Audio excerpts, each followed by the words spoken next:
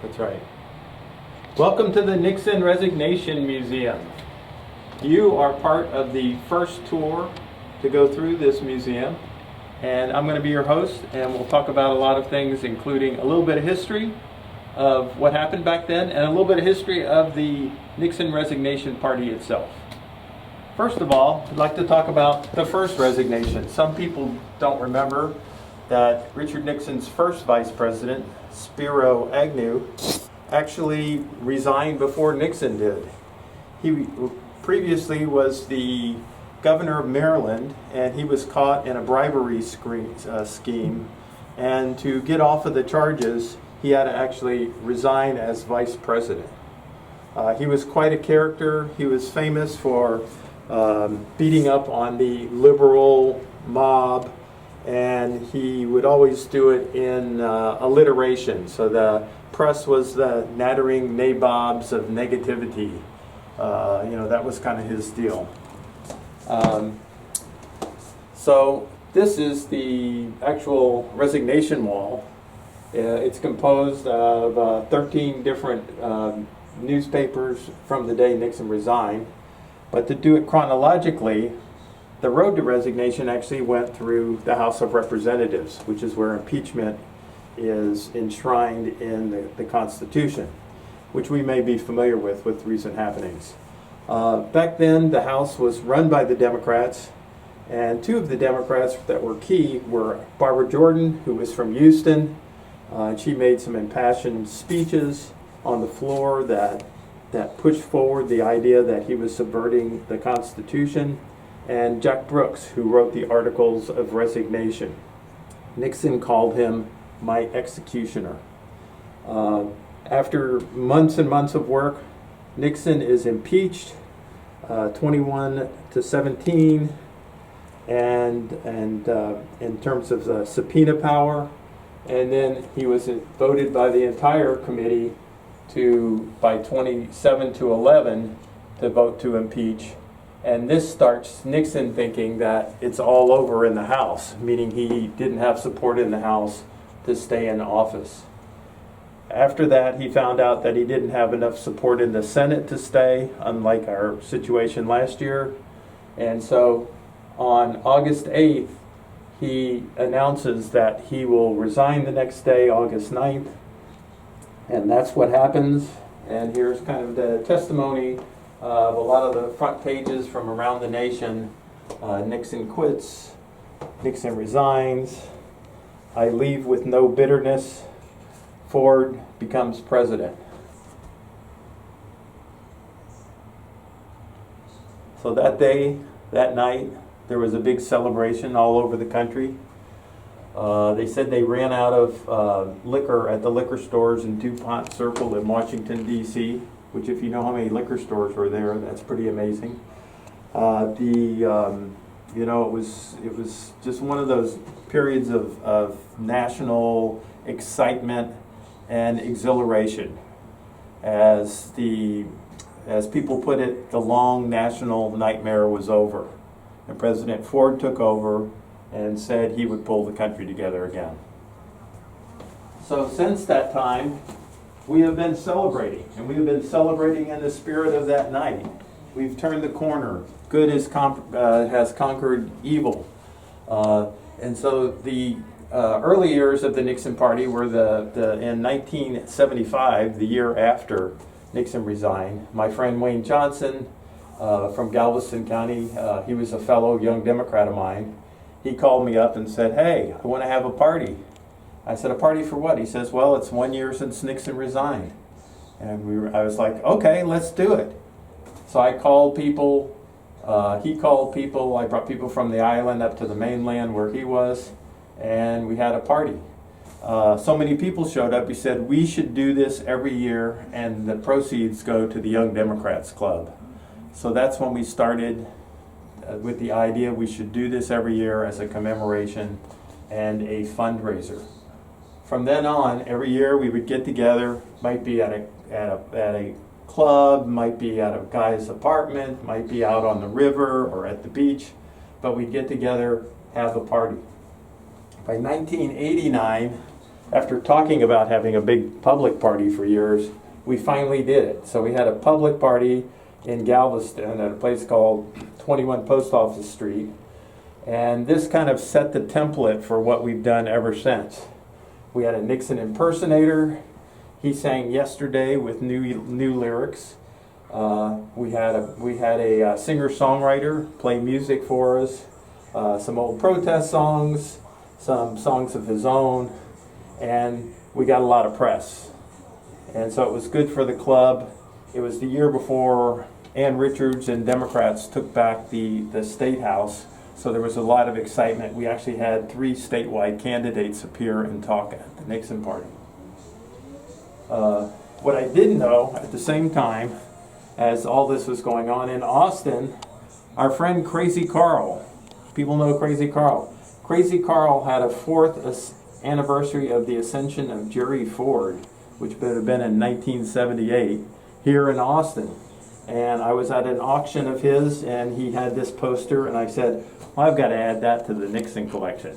So it was going on even before I knew it was going on, even before I had a public party, or we had a public party. Crazy Carl was ahead of the times. This is our, people may remember this if they've been to a live Nixon party before. This is the Nixonette dress.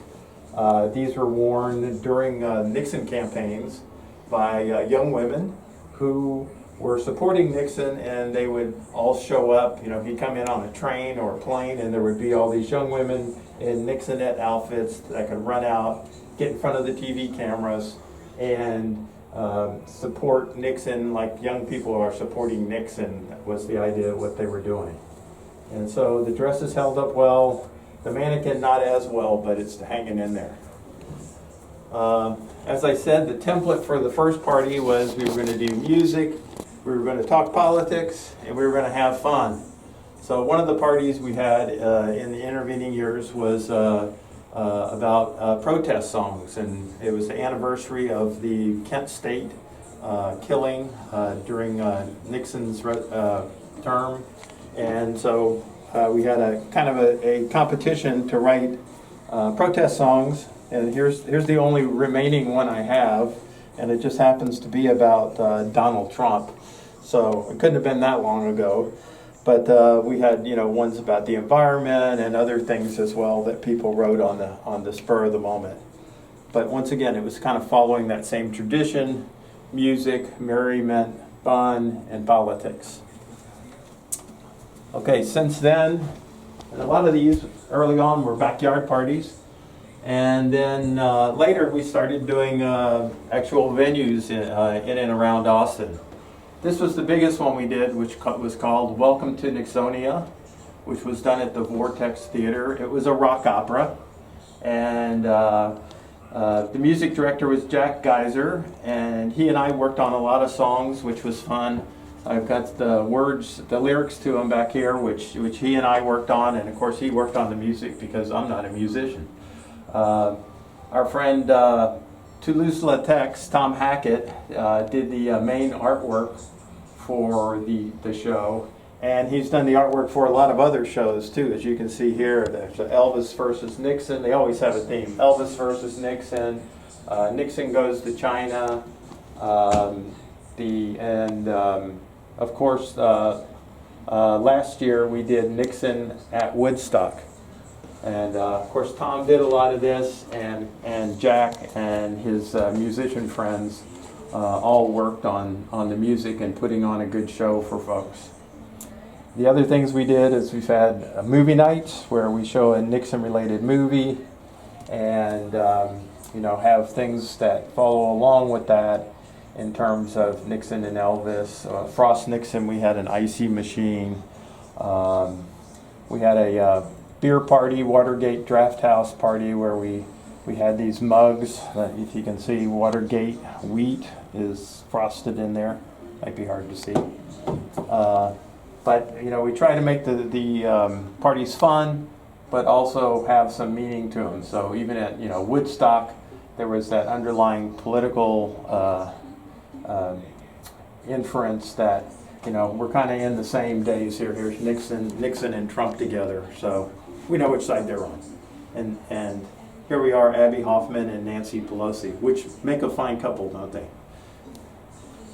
Okay, continuing on, this is the 2 years ago. This was probably our more of a political one. Is the Blue Wave Choir. We were trying to enhance, bring forth the big blue wave 2 years ago, and so it was a set up like a sing-along. So we had a hymnal with old protest songs and new protest songs, and together we had, with the crowd actually was the choir, and we put on a show that really kind of rocked and rolled and ended with a nice rap by our friend Becca. So this is the kind of stuff we've been doing, and my wife let me keep one of these for some reason. I don't know why. Finally, the last part of the museum is called the Worst Wing, and as you can see over here, this represents kind of the ongoing discussion we've had over the last few years into who really is the worst president. For a long time, for 40 years, Dick Nixon was thought to be the worst president ever, at least within the modern generation. And of course, he was impeached and he resigned. There's an Austin American statesman from the day of his resignation. And the question is he the worst, or has Trump overtaken him? So we had one party where we discussed that. We didn't actually have an election until last year. But Trump actually won last year as the worst president ever. So he now holds the title, and we'll see what happens from here on. Finally, this is the enemies list. Oops. These are the enemies of these folks. These are the folks they've treated badly. Kennedy was always hated by Nixon. He always went after him and his brother Bobby.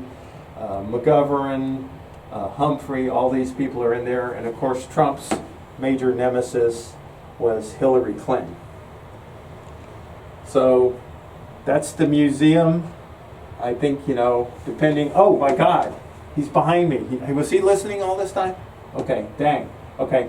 Mr. President, I know you're not saying much after that comment about what happened in Lebanon, because they won't let you talk anymore, but I hope you enjoyed the museum, and I hope you go out the door soon, okay? All right.